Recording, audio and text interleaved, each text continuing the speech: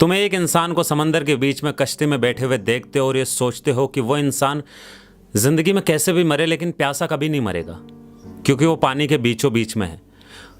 और तुम यकीन मानो, वो इंसान अगर मरेगा तो या तो प्यासा मरेगा या फिर पानी में डूब के मरेगा, क्योंकि समंदर का पानी खारा होता है, तुम पी नहीं सकते। तो कभी कभी ज़िंदगी में बहुत ज़्यादा मोहब्बत होती है ना, तो इसका ये मतलब नहीं है किसी को मोहब्बत की कमी ना हो। आज मैं मेरे फेवरेट टॉपिक के बारे में बात करने वाला हूँ, बैड बॉय लाइफ जो होती है। मुझे नहीं पता कि तुम लोग बैड बॉयज़ के बारे में क्या सोचते हो या तुम्हारी थिंकिंग क्या है उनको लेके, लेकिन मेरी नज़र में एक पॉजिटिव, बहुत ही एक कमाल की थिंकिंग है। बहुत एक कशिश होती है उनके अंदर कि लड़का हो या लड़की, उनकी तरफ खिंचा चला जाता है। मैं अपनी लाइफ में 2-3 कैरेक्टर ऐसे हैं जिन्हें मैं बैड बॉय का टैग देना चाहूँगा, जिनसे मैं मिला हूँ, जिनमें वाकई में बहुत कमाल की वो होती है कि यार कुछ तो होता है उनके बारे में, बहुत कुछ होता है, जानने का मकसद होता है। आज मैं जिस कहानी सुनाने वाला हूँ या स्टोरी टेलिंग जो होने वाली है इस वीडियो के अंदर, बहुत सारे लोग हैं जो अपने आप को देखेंगे। तुम भी उन्हीं में से एक हो, मैं भी उन्हीं में से एक हूँ।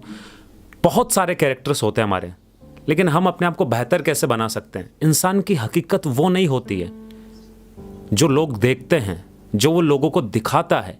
इंसान की हकीकत वो होती है जो वो लोगों से छुपा लेता है।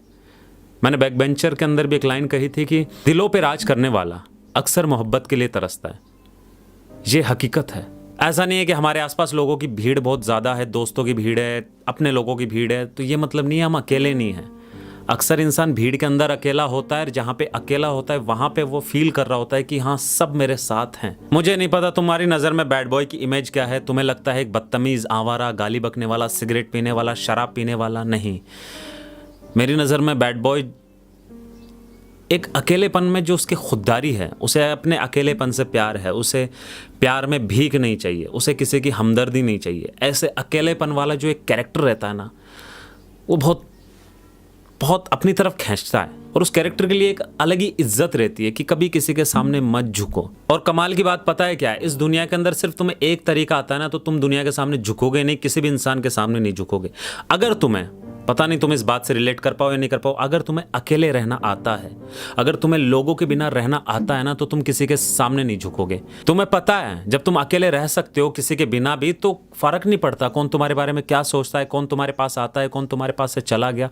अगर मैं अपने आप को उस अकेलेपन वाले इंसान की जगह रख के देखूं, तो मैं सोचूंगा कि दुनिया में नहीं है जो मुझे लगता है जिसके सामने मुझे झुकना चाहिए। और अगर मैं लोगों के पास अपने आप को रख के देखूं और उस नज़रिए से, जिस नज़रिए से लोग उस अकेले इंसान को, उस बैड बॉय को देखते हैं, तो ये सोचूंगा कि ये बहुत बदतमीज़ है, ये बहुत आवारा किस्म का लड़का है, इसे रिश्तों की परवाह नहीं है, इसलिए अकेला है।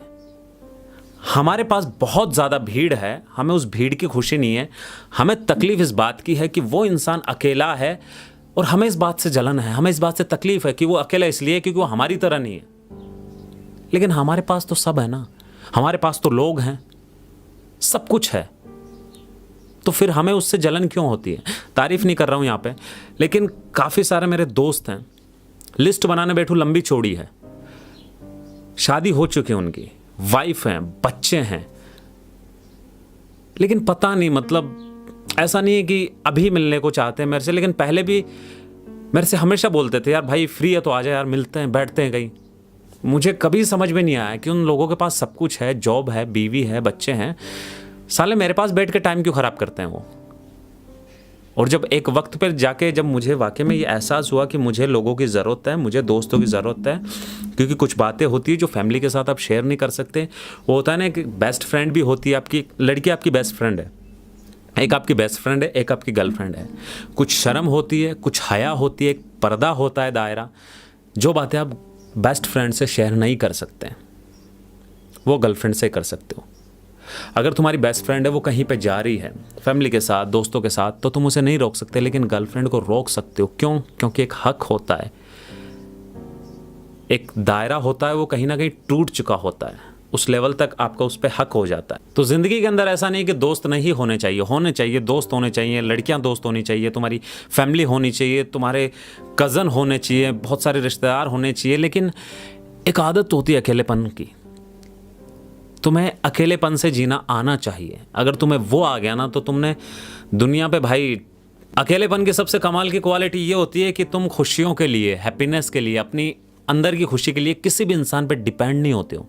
वो लोग डिपेंड होते हैं जो भीड़ में रहना पसंद करते हैं, उन लोगों को हमेशा डर रहता है कि अगर वो छोड़ के चला गया, वो छोड़ के चली गई ना, मैं तो बर्बाद हो जाऊँगा, मैं तो दुखी रहूँगा। डिपेंड हो जाते हैं। इसलिए कहीं ना कहीं वो कहता ना कि मोहब्बत की थी इसलिए झुक गए, माफ़ी मांग लेनी चाहिए। ऐसा मैं नहीं कहता कि माफ़ी नहीं मांगनी चाहिए, मांगो। मैंने नहीं मांगी आज तक माफ़ी। एक दो लोगों को अगर हटा दूँ तो मेरी गलती रहती है, तब भी नहीं मांगता मैं, पता नहीं क्यों। यह आदत आई नो कि गंदी आदत है, लेकिन हाँ है तो है, अब क्या कर सकते हैं। लेकिन मुझे प्राउड है अपने आप पे। मैं लोगों के सामने अच्छा बनना ही नहीं चाहता। मैं नहीं बताना चाहता कि मेरे अंदर इतनी सारी क्वालिटी है, अच्छी अच्छी क्वालिटी है। आज के जब 2 साल पहले मैंने एक वीडियो बनाया था, कुछ अपने बारे में ऐसे करके बताया था, तो मैंने बताया था तुमसे जो भी जलते हैं, मैं ये नहीं कहता सिर्फ हेटर्स ही, उसमें तो मैंने हेटर्स का नाम लिया था। तुम्हारे हेटर्स हैं, तुमसे जलने वाले हैं, तो उन्हें जलने दो। अपने अंदर की अच्छाई कभी मत बताना। अच्छाई बता दोगे तो वो लोग दोस्त बन जाएंगे, और दोस्त प्यार करते हैं, प्रचार नहीं। तो तुम चाहते हो तुम्हारा फ्री के अंदर एडवर्टाइजमेंट होता रहे, लोग तुम्हारे बारे में बातें करते रहे, तो करने दो सालों को। और सच बता रहा हूँ, इस तरीके से ज़िंदगी जीने की एक अच्छी खासी कीमत चुकानी होती है मेरी जान। फ्री के अंदर कुछ भी नहीं मिलता है। तुम्हारा अकेलापन तुम्हें फ्री में नहीं मिलेगा, उसके लिए तुम्हें कीमत चुकानी रहेगी। कीमत ये रहेगी तुम्हारा मेंटली बहुत ज़्यादा स्ट्रांग होना चाहिए कि तुम अकेले रह सको। मैं अकेलेपन का जिक्र इसलिए ज़्यादा इस वीडियो के अंदर कर रहा हूँ क्योंकि आज के यूथ की, चाहे वो लड़का हो लड़की हो, सबसे सारी प्रॉब्लम ही यह है अकेलेपन की। काफ़ी सारे लड़के हैं, लड़कियां हैं जो ब्रेकअप हो जाने के बाद वो ये मेरे पास अथात मैसेज आते हैं, भाई किस किस का कहाँ तक रिप्लाई करूं मैं, कि भाई छोड़ के चले गए। मेरे को एक दोस्त है मेरे, अभी भी जिंदा है, बात कही थी उन्होंने बहुत कमाल की। एक लड़की थी, उससे प्यार किया, लड़की छोड़ के चली गई किसी लड़के के पास। उसके पास एप्पल का लैपटॉप हुआ करता था उस वक्त, एप्पल का लैपटॉप था, एप्पल का फ़ोन था, नो डाउट लौंडा भी स्मार्ट था, तो वो छोड़ के चली गई। पार्टी देख रहे हो तो समझ जाओगे। तो छोड़ के चली गई वो। अब उसके बाद में डिप्रेशन वगैरह आता है, जो हो गया साल 1.5 साल। उसके बाद में शादी हो गई, उसके बाद में धीरे धीरे लाइफ सेटल हो गई। जब 2 साल हो गए, एक बेटी पैदा हो गई, परी आई घर के अंदर से मिलने आए, तो उन्होंने एक बहुत ही कमाल की बात बोली थी। सच बता रहा हूँ, जो भी आज इस पीरियड के अंदर, इस टाइम के अंदर है ना, जो भी लौंडा है, लड़की है, जिनका दिल टूट चुका है, जो रिलेशनशिप में है, जिनका ख़त्म होने वाला है, जिनका ज़िंदगी भर चलने वाला है, गौर से सुन लेना मेरी जाने बात। ये बहुत छोटी सी बात है, बहुत छोटी सी बात है, लेकिन ये मायने बहुत रखती है। तो उन्होंने कहा कि यार टाइम नहीं मिल पाता, फैमिली को टाइम दे नहीं पाता, बेटी है मेरी, उसके साथ मैं खेल नहीं पाता ढंग से। जो उस लड़की के लिए मैंने किया था, जिससे मैं प्यार करता था, वो 7 बजे बुलाती थी, 6 बजे मैं चला जाता था, पूरा दिन उसके साथ घुमा, नाइट में फ़ोन पे जब भी वो मैसेज करती तो उसका हैंड टू हैंड रिप्लाई, घंटों तक बातें। आज वो वक्त नहीं मेरे पास। उस वक्त एक एज हुआ करती थी, टीनेजर, वो एज थी, वक्त था, लेकिन आज साला वक्त नहीं है। आज मेरी खुद की वाइफ है जो इतनी लॉयल है, जो मुझसे इतना ज़्यादा प्यार करती है, मेरे पास उसके लिए वक्त नहीं है, मेरे पास अपनी बेटी के लिए वक्त नहीं है। उस लड़की के चक्कर में मैंने खुद को बर्बाद नहीं किया होता, उस वक्त इतना स्टेबल हो चुका होता, मैं कमा चुका होता कि एक वक्त पे जाके मेरे पास इतना टाइम हो जो मैं आज अपनी बेटी के साथ शेयर कर सकता था। कुछ दिनों बाद में स्कूल जाने लग जाएगी, फिर कॉलेज जाएगी, देखते देखते ज़िंदगी गुजर जाएगी। लेकिन मैं शायद उन पलों को याद ना कर पाऊंगा जब मेरी बेटी 6 महीने की थी, या जब उसका बर्थडे था, वो सुबह से शाम तक क्या कर रही थी, क्योंकि मैं तो कमाने में बिजी था।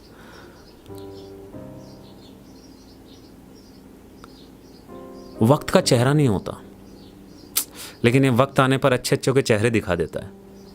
तो वक्त को कभी बर्बाद मत करना। लोगों को खुश करने के लिए तुम अपने आप को दुखी कभी मत करना कि मैं लोगों को खुश रखूंगा, मैं किसी इंसान को दुखी नहीं रखूंगा, मेरी वजह से कोई दुखी नहीं होगा, मेरी वजह से किसी की आंखों में आंसू नहीं आएंगे। भाई, जिसकी आंखों में आंसू आने रहते हैं, किसी को अपनी ही बात पे रोना आता है। बहुत बड़े शायर ने कहा था, जो खुद की इज्जत नहीं करता, जो खुद की इज्जत नहीं समझता, वो दूसरों की कभी रिस्पेक्ट नहीं कर पाएगा, वो समझ ही नहीं पाएगा कि इज्जत क्या होती है। आज की डेट में सच कहने वाला बदतमीज होता है, आवारा होता है, एरोगेंट होता है, एकदम घटिया इंसान होता है, क्योंकि वो सच कहता है। उसे पता ही नहीं होता वो जो सच बोल रहा है सामने वाले के कितना कुछ जल गया है, उसकी आत्मा जल गई है। लेकिन झूठ कहने वाला डाउन टू अर्थ होता है, क्योंकि उस साले को पता होता है कौन सी बात कहूँगा तो मतलब इसे अच्छा फील होगा, कौन सी बात कहूँगा तो इसे अच्छा फील नहीं होगा।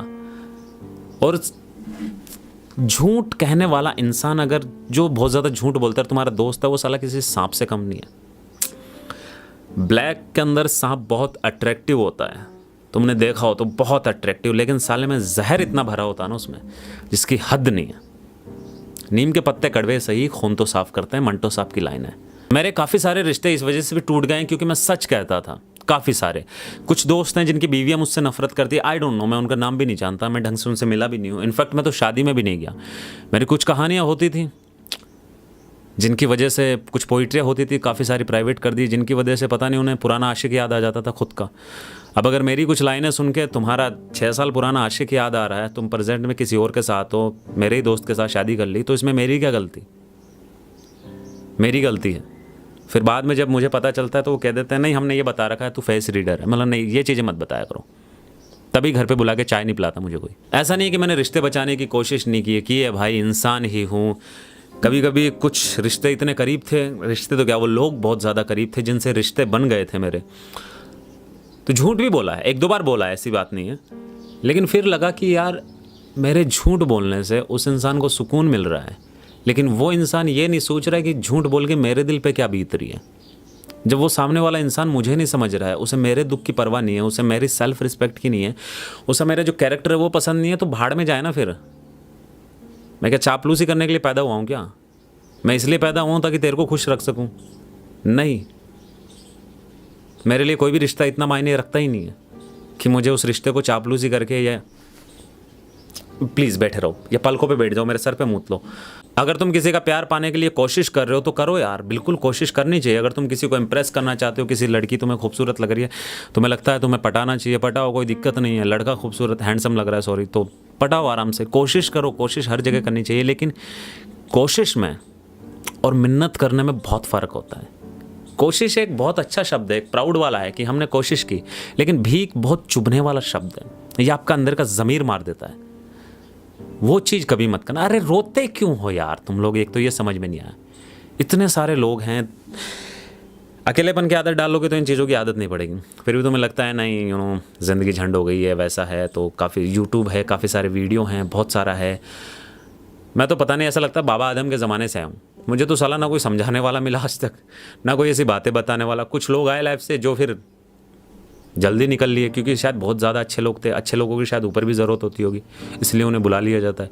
इसलिए मैं थोड़े बहुत पाप कर देता हूँ, क्योंकि अभी इतनी जल्दी जाने का इरादा नहीं है। और जाते जाते सिर्फ इतना सा कहना चाहूँगा कि ऐसी रोशनी किस काम की यार जो अपने घर को जला दे। कि ठीक है अंधेरे से अच्छा होता है रोशनी, जो ये चमक आ रही है ठीक है, लेकिन वो घर को जला दे तो वो रोशनी अच्छी नहीं है।